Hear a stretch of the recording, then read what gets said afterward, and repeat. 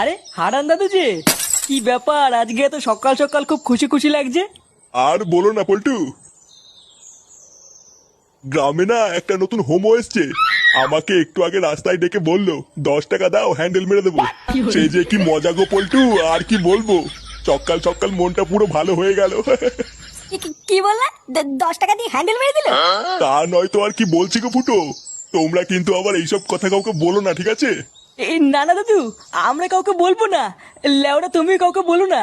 আচ্ছা আচ্ছা, ঠিক আছে ঠিক আছে।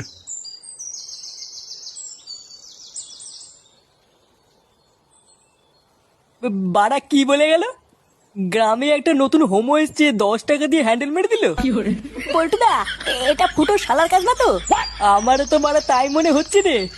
ভাগ্যিস হারান দাদু জানে না ওটা ফুটো শালা, না হলে তো গ্রামে ফুটো সম্মানী টাকনি পড়ে যেত রে। বাড়া, চুদির ভাই তলে তলে এই ব্যবসা করছে। ফুটো, তুই কোনো চিন্তা করিস না। তোর শালাকে এই গ্রামে কেউ চেনে না, কোনো সমস্যা হবে না। হ্যাঁ, তুই কোনো চিন্তা করিস না। চল মদনের দোকান থেকে চা খেয়ে আসি।